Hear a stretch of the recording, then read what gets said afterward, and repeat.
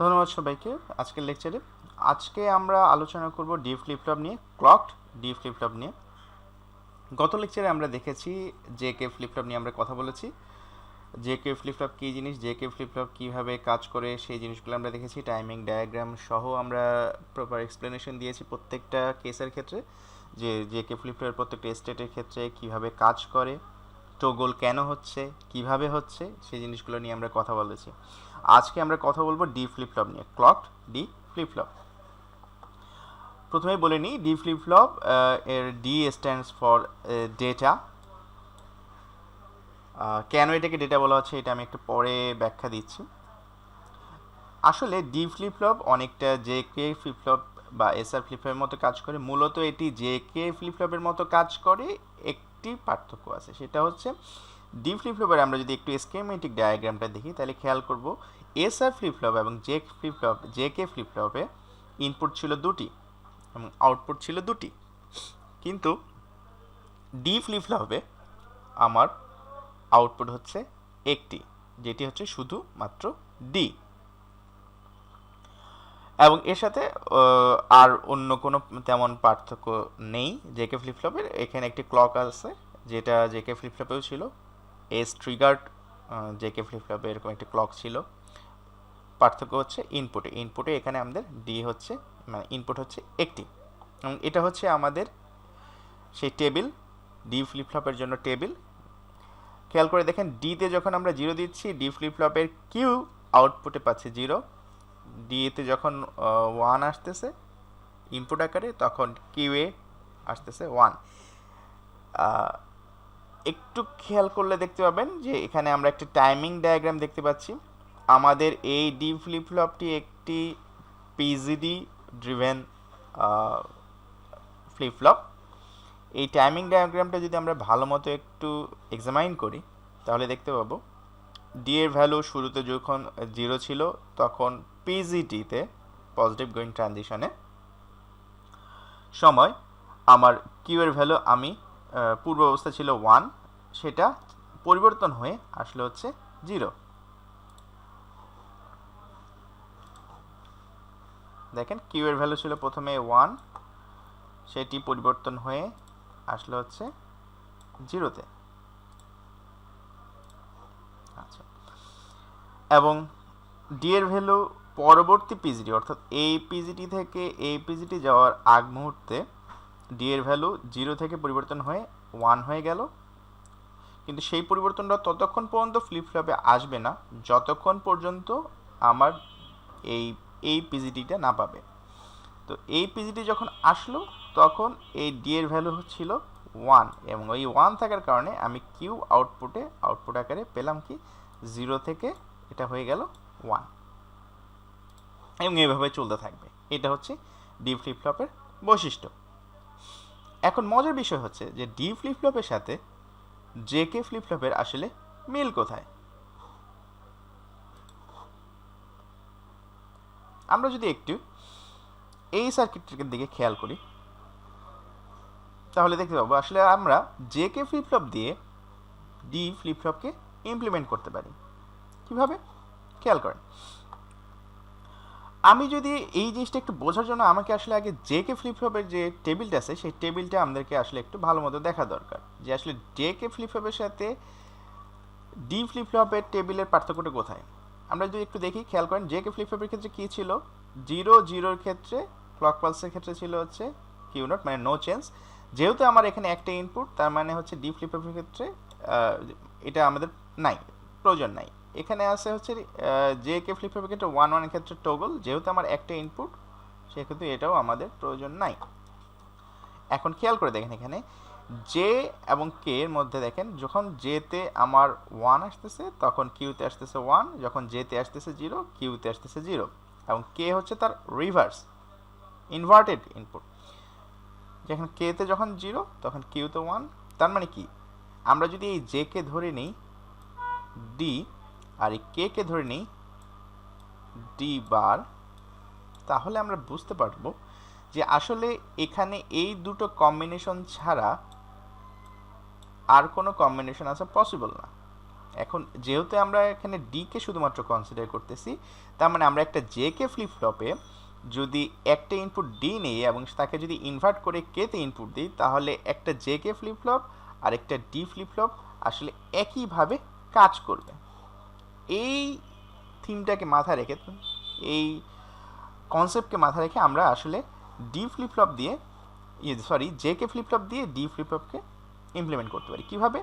আমাদের J K flip ফ্লপের input, জেতে input যাবে হচ্ছে ডি, সরাসরি ইনপুট যাবে, খেয়াল করেন ডি সরাসরি ইনপুট আকারে গেছে জেতে, এবং এই ইনপুটটা ইনভার্টেড হয়ে এই জায়গাতে ইনভার্টেড হয়ে কেতে ইনপুট আকারে ঢুকবে।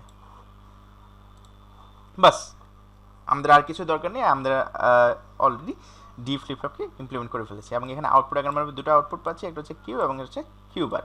কিউ এ যদি 0 হয় তাহলে কিউ বারে হবে 1, কিউ এ যদি 1 হয় তাহলে কিউ বারে হবে 0।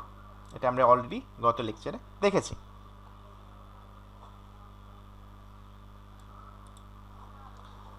তাহলে আমরা যদি একটু সামারি টানার চেষ্টা করি, তাহলে দেখতে পাবো যে জে কে ফ্লিপ ফ্লপের সাথে ডি ফ্লিপ ফ্লপের পার্থক্য হচ্ছে ডি ফ্লিপ ফ্লপে ইনপুট হচ্ছে একটি, সাথে তো ক্লক পালস আছে, এবং আউটপুট হচ্ছে দুটি, কিউ এবং কিউ বার। ডি ফ্লিপ ফ্লপে যখন ক্লক পালস পিজিটি অথবা এনজিটিতে যদি এটা ট্রিগার করে, তাহলে যেটাতে ট্রিগার করবে সেই ট্রিগারের সময় ডি এর ভ্যালু যদি 0 হয় তাহলে আউটপুট পাবে আমরা কিউতে পাবো হচ্ছে আমরা 0, যদি 1 হয় তাহলে কিউতে পাবো 1। তার মানে হচ্ছে যা ইনপুট দিব আমরা সেটাই আমাদের প্রত্যেকটি পিজিটি অথবা এনজিটি যেটাতে ট্রিগার করবে সেটাতে গিয়ে সেই আউটপুটটাই রিফ্লেক্ট করবে আউটপুটে।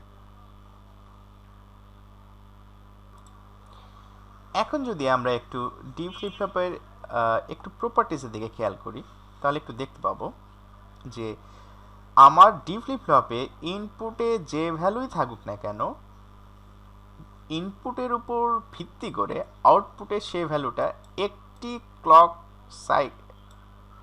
ক্লক সাইকেলে আউটপুটে স্টোর করে রাখবে। তার মানে হচ্ছে এই একটি ক্লক সাইকেলের ভিতরে ডি এর যে ইনপুটটা ছিল শুরুতে, সেটা একটা ক্লক সাইকেল পর্যন্ত সেটা স্টোর হয়ে থাকবে। ধরে নিই এটা যদি আমার হয় 1 সেকেন্ড, তাহলে এই শুরুর সময়ে যদি ডি এর ভ্যালু 1 হয়, তাহলে এই 1 সেকেন্ড ধরে সময় ধরে কিউতে আমার এই আউটপুটটা একটা লেভেল মেনটেন করে থাকবে। এখন আসি ডি ফ্লিপ ফ্লপের অ্যাপ্লিকেশন নিয়ে, যে কোথায় অ্যাপ্লাই করা যায়। তো আমরা একটা অ্যাপ্লিকেশন নিয়ে কথা বলবো, সেটা হচ্ছে parallel transfer of binary data using D flip flops. কিভাবে আমরা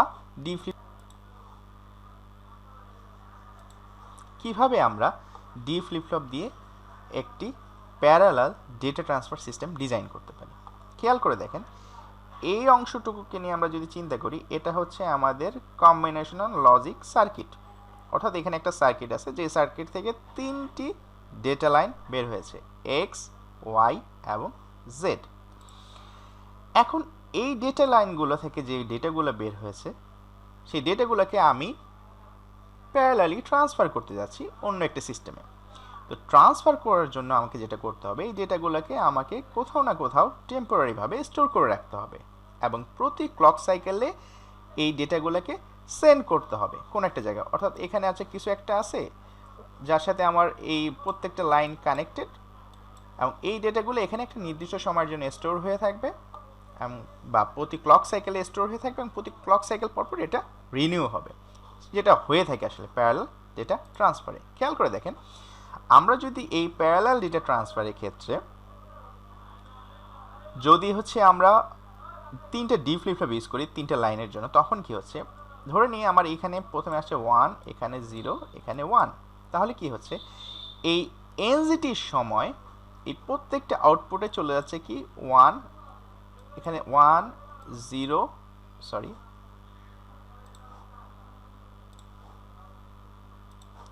1 0 1, এবং প্রত্যেকটা ক্লক সাইকেলে আমার এই ইনপুটগুলো আউটপুটে চলে যাচ্ছে, অর্থাৎ 1 0 1 আউটপুটে চলে যাচ্ছে প্রত্যেকটা এনজিটিতে। এখন এরপরে যদি আবার ডেটা পরের ক্লক সাইকেলের এর মধ্যে যদি ডেটা পরিবর্তন হয়ে এটা যদি 0 0 1 হয়ে যায়, তখন আমি একটু কালারটা চেঞ্জ করে দিই, তাহলে হচ্ছে আমাদের বুঝতে সুবিধা হবে। যদি 0 0 1 হয়ে যায় তাহলে কি হবে, এখানে ইনপুট আকারে আসবে 0 0 1 এবং পরের এনজিটিতে আমার আউটপুট আকারে আমি পাবো 0 0 1। এভাবে আমরা ডি ফ্লিপ ফ্লপ ইউজ করে প্যারালালি ডাটা ট্রান্সফার করতে পারি একটা সিস্টেম থেকে আরেক সিস্টেমে। এখন আমরা কথা বলবো ডি ল্যাচ নিয়ে। দেখেন দুটো টার্ম খেয়াল করেন, একটা হচ্ছে ডি ফ্লিপ ফ্লপ, আরেকটি হচ্ছে ডি ল্যাচ। দুটোর মধ্যে আসলে পার্থক্য কোথায়? ডি ফ্লিপ ফ্লপের সাথে ডি ল্যাচের পার্থক্য হচ্ছে ডি ল্যাচে কোনো এজ ডিটেকশন সার্কিট থাকে না, অর্থাৎ কোনো এজের উপর বেস করে এর ইনপুট চেঞ্জ হয় না। তার বদলে যে জিনিসটি আমরা এখানে ব্যবহার করি সেটা হচ্ছে এনেবল ইনপুট। এনেবল ইনপুটের কাজটা কি? আমরা যদি একটু সার্কিটটা খুব ভালো মতো খেয়াল করে দেখি তাহলে আমরা বুঝতে পারবো যে আসলে এনেবল ইনপুট কীভাবে কাজ করে। ডি ল্যাচের ক্ষেত্রে, বা এটাকে বলা হয়ে থাকে ট্রান্সপারেন্ট ল্যাচ, এইটা একটা জিনিস এনশিওর করে যখনই ডি ইনপুটে কোনো একটা ভ্যালু আসবে তখনই সেটা সাথে সাথে আমাদের আউটপুটে রিফ্লেক্ট করবে। আমরা এটা একটু পরে আরও ক্লিয়ারলি বুঝতে পারবো। তার আগে আমরা একটু টেবিলটা দেখে নিই। ডি ল্যাচের টেবিল, ডি ল্যাচের টেবিলে ইনপুট আকারে আমাদের দুটো জিনিস থাকতেছে। ক্লকের বদলে এখানে আসতেছে আমাদের এখন এনেবল ইনপুট এবং আগের যে ডি ইনপুট। যখন এনেবল 0 থাকবে তখন ডিতে কি আসলো সেটা আমাদেরকে আসলে সেটা আউটপুট আসলে রিফ্লেক্ট হবে না, অর্থাৎ আগে থেকে যে ভ্যালুটা আছে সেই ভ্যালুটাই আসলে স্টোর হয়ে থাকবে, যেটাকে বলতেছি আমরা কিউ নট বা কিউ জিরো। যখন এনেবল ইনপুটে 1 থাকবে তখন ডিতে যে ভ্যালু থাকবে সেই ভ্যালুটাই আমাদের আউটপুটে রিফ্লেক্টেড হবে, অর্থাৎ যদি 0 থাকে তাহলে 0 হবে, যদি 1 থাকে তাহলে 1 হবে। এই যে ক্রস চিহ্ন দেওয়া আছে এই জিনিসটাকে বলা হচ্ছে ডোন্ট কেয়ার কন্ডিশন, অর্থাৎ সে আসলে কেয়ার করতেছে না এখানে আমার 0 আসতেছে না 1 আসতেছে, তার উপর আসলে আউটপুটের ভ্যালু ডিপেন্ড করতেছে না। তো এইটা কিভাবে হচ্ছে এই চেঞ্জটা সেটা আসলে আপনাদের একটু হোম টাচ দিয়ে রাখলাম। আপনারা নিজেরা যদি একটু ভ্যালুগুলো এখানে বসান, বসিয়ে যদি দেখেন তাহলে বুঝতে পারবেন যে আসলে আমাদের এইটা কিভাবে কাজ করতেছে। আগের লেকচারটা যদি আমরা একটু ফলো করি তাহলে এই কনসেপ্টটা আমাদের মোটামুটি ক্লিয়ার হয়ে যাবে। জেকে ফ্লিপ ফ্লপের যে কনসেপ্ট যদি আপনাদের ক্লিয়ার থাকে তাহলে ডি ল্যাচ কীভাবে কাজ করতেছে সেইটাও আমাদের মোটামুটিভাবে ক্লিয়ার হয়ে যাবে। এটা হচ্ছে ডি ল্যাচের স্কিমেটিক ডায়াগ্রাম বা লজিক সিম্বল আমরা বলতে পারি, যেখানে ইনপুট আকারে আছে দুটো ইনপুট আছে, একটা ডি একটা এনেবল, আউটপুট হচ্ছে কিউ এবং কিউ বার।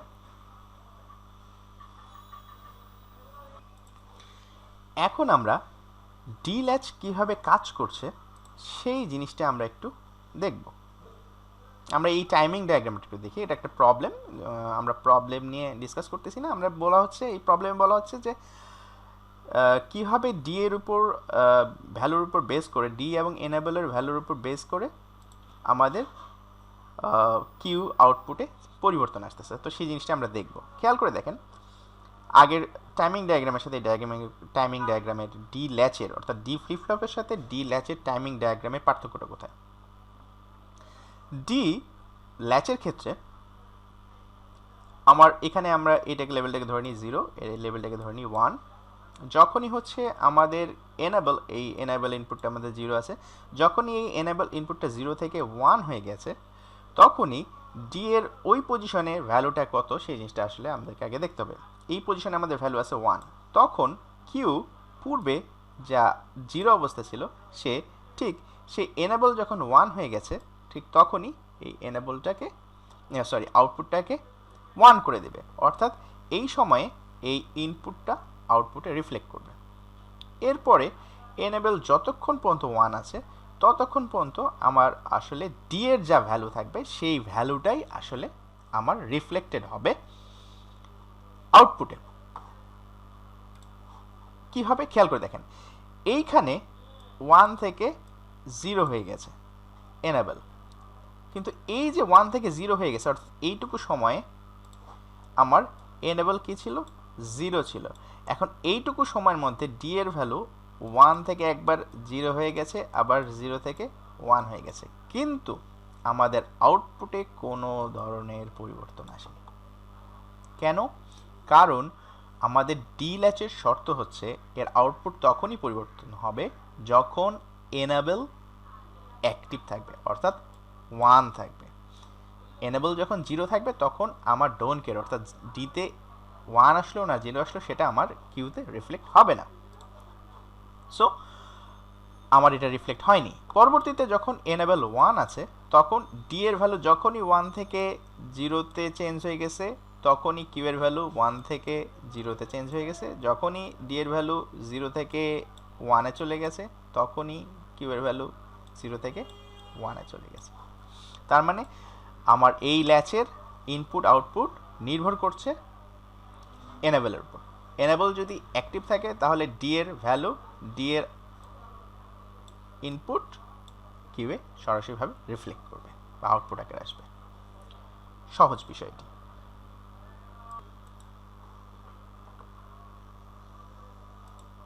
আরেকটি টপিক আমরা আজকে আলোচনা করব যেটাকে বলা হচ্ছে অ্যাসিনক্রোনাস ইনপুট। আচ্ছা, খেয়াল করে যদি আমরা দেখি, আমরা এই যে ক্লক, ফ্লিপ ফ্লপ আমরা যে এতক্ষণ ধরে পড়েছি বা ল্যাচ পড়েছি, খেয়াল করে দেখেন সেখানে এস, আর, জে, কে, ডি এই প্রত্যেকটা ইনপুটকে আসলে আমরা ডিফাইন করতে পারি কন্ট্রোল ইনপুট নামে। তো এই ইনপুটগুলোর কিন্তু একটা মজার বৈশিষ্ট্য আছে। বৈশিষ্ট্যটা হচ্ছে যে এই ইনপুটগুলা তখনই কাজ করতে পারে যখন এটা ক্লক পালসের পজিটিভ বা এনজিটি, পিজিডি বা এনজিটিতে অ্যাক্টিভ হয় বা ট্রিগার করে। অর্থাৎ উইদাউট ক্লক পালস আমার এই ইনপুটগুলো আসলে এক কথা বলতে গেলে আসলে কোনো ইফেক্ট নেই আমাদের ফ্লিপ ফ্লপের উপর। তো এই জন্য এই ইনপুটগুলোকে বলা হচ্ছে আসলে কন্ট্রোল ইনপুট,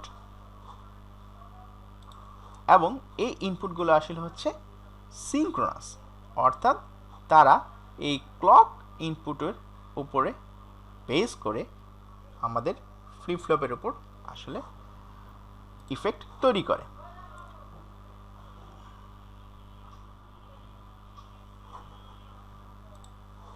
এখন আমরা যেই ফ্লিপ ফ্লপগুলো নিয়ে অলরেডি দেখে আসছি, সেই ফ্লিপ ফ্লপগুলোতে কিছু এমন ইনপুট আছে যে ইনপুটগুলো আসলে এরকম সিনক্রোনাস না, অর্থাৎ তারা আসলে নিজেদের কিছু আলাদা ইফেক্ট আছে ফ্লিপ ফ্লপের উপর। এদেরকে বলা হচ্ছে আসলে অ্যাসিনক্রোনাস ইনপুট। অর্থাৎ এদেরকে আমরা এভাবে ডিফাইন করতে পারি, at any time regardless of any condition at the other input. অর্থাৎ তাদের ভ্যালুর উপর বেস করে আমার এই ফ্লিপ ফ্লপের ভ্যালু পরিবর্তন হয়ে যেতে পারে। এটা যে কোনো সময় হতে পারে, এবং এটা আসলে আমার ফ্লিপ ফ্লপের আদার্স যে সিনক্রোনাস ইনপুট আছে সেই ইনপুটগুলোর উপর ডিপেন্ড করবে না। অর্থাৎ শুধুমাত্র এই ইনপুটগুলোর উপর বেস করে আমার ফ্লিপ ফ্লপের আউটপুট চেঞ্জ হয়ে যেতে পারে। এদেরকে বলা হচ্ছে অ্যাসিনক্রোনাস ইনপুট। তো আমরা উদাহরণস্বরূপ কিছু অ্যাসিনক্রোনাস ইনপুট দেখতে পারি। এখানে যেমন আমরা যদি একটু ভালো মতো এই ডায়াগ্রামটা একটু খেয়াল করি, লজিক সিম্বল এবং এই টেবিলটা যদি আমরা একটু খেয়াল করি, তাহলে আমাদের কাছে অনেক জিনিস আসলে পরিষ্কার হয়ে যাবে যে আসলে অ্যাসিনক্রোনাস ইনপুট বলতে আমরা কি বুঝতেছি। আমরা যদি একটু এই লজিক সিম্বলটার দিকে একটু খেয়াল করি, দেখব আমাদের এটা একটি জেকে ফ্লিপ ফ্লপ যার ভিতর জে এবং কে ইনপুট আছে, ক্লক ইনপুট আছে। এটা পিজিটি হতে পারে, এনজিটি হতে পারে। আমাদের এই এক্সাম্পলের ক্ষেত্রে এটা হচ্ছে এনজিটি। দুটো আউটপুট আছে, কিউ এবং কিউ বার। এতটুকু আমরা গত লেকচারগুলোতে দেখে এসেছি। এখানে এসে আমরা নতুন করে যে দুটি ইনপুটের সাথে পরিচিত হচ্ছি, একটি হচ্ছে প্রিসেট,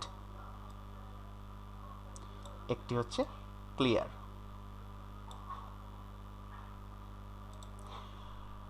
প্রিসেট এবং ক্লিয়ার এই দুটোর আসলে কাজটা কি আমাদের এই জেকে ফ্লিপ ফ্লপে, সেটা আমরা আসলে একটু জেনে নিই। আমরা এতক্ষণ পর্যন্ত যে ফ্লিপ ফ্লপগুলো দেখে আসছি, সেই ফ্লিপ ফ্লপগুলো আসলে এভাবে কাজ করত। টেবিলটা ছিল আসলে অনেকটা এরকম, অর্থাৎ এভাবে কাজ করত। আমরা যদি আগের টেবিলগুলোর সাথে একটু মিলে দেখি, নতুন করে আমাদের প্রিসেট এবং ক্লিয়ার এই টেবিলে যুক্ত হলো। আচ্ছা দেখি, যদি প্রিসেটের ভ্যালু 1 থাকে এবং ক্লিয়ারের ভ্যালু যদি 1 থাকে, আমরা দেখি আমরা একটা জিনিস একটু লক্ষ্য করতেছি কিনা, আমাদের এই মাথার সামনে বাবল আছে, এবং বাবল মানে হচ্ছে এটা অ্যাক্টিভ লোতে কাজ করবে, অর্থাৎ 0 যখন হবে তখন এটা আসলে কাজ করবে। আচ্ছা আমরা একটু দেখি, এই টেবিলটা একটু দেখি, তাহলে আমাদের কাছে অনেক জিনিস পরিষ্কার হয়ে যাবে।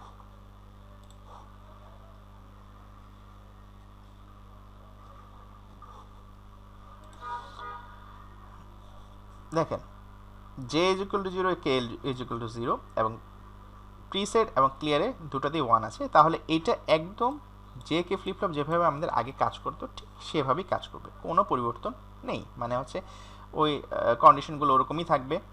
জেতে যদি 0 থাকে, কেতে যদি 1 থাকে, তাহলে 0 আসবে কিউতে, 1 0 হলে কিউতে 1 আসবে, 1 1 থাকলে এটা টগল করবে, অর্থাৎ কোনো পরিবর্তন নেই।